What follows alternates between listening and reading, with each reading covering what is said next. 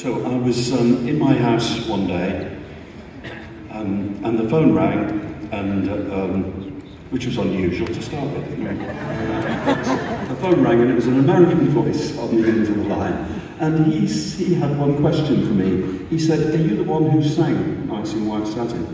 It's a reasonable question, you know, if you're not on telly, on TV much, or celebrity or anything like that. He said, "Because I've got a song that I think would be right for you."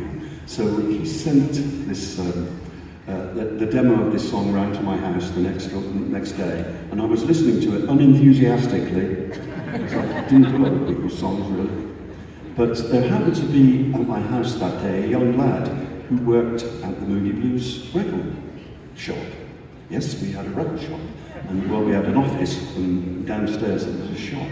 So we thought, what should we do with that? Oh, maybe we'll make it a shop. A store. So you could come to our store and listen to the records in comfort and thumb through the sleeves and all that, and then go down to Woolworths and buy them cheaper. Terrible business model. Like a lot of things we do. But anyway, this young lad was round at my house, and he was making a cup of tea in the kitchen. And he came to where I was, he brought the tea into where I was listening to this. And he listened to it all the way through. When it finished playing, he said to me, "You ought to do that, mate." He didn't know who we were either, you know, he was just a kid out of school. He said, "You ought to do that, mate, it's perfect for you."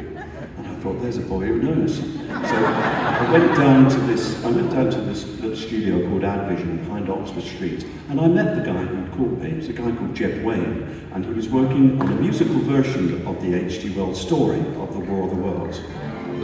And we did this song that we're going to play for you now.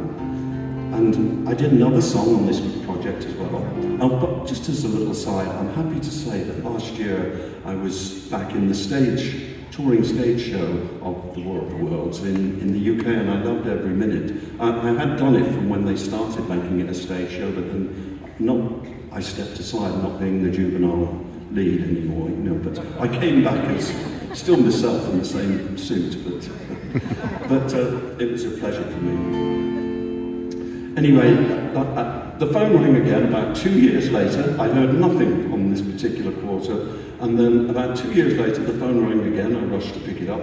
It was a promotion guy from CBS, and he said, "Do you remember that thing you did with Jeff Wayne? Well, they've released it as a single. It's in the lower end of the charts. If you do Top of the Pops this week, it will get in the top 30, we'll all have fun, and it'll be great." So we did. It's like a lot of things in life. If I'd have known how wonderful the last 60 years were going to be, I would have enjoyed every moment.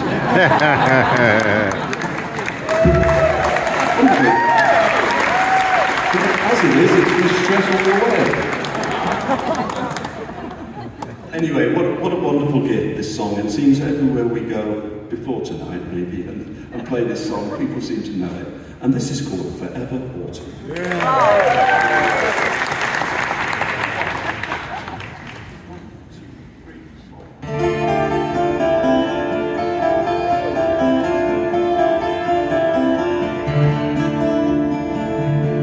The summer sun is fading as the year goes on.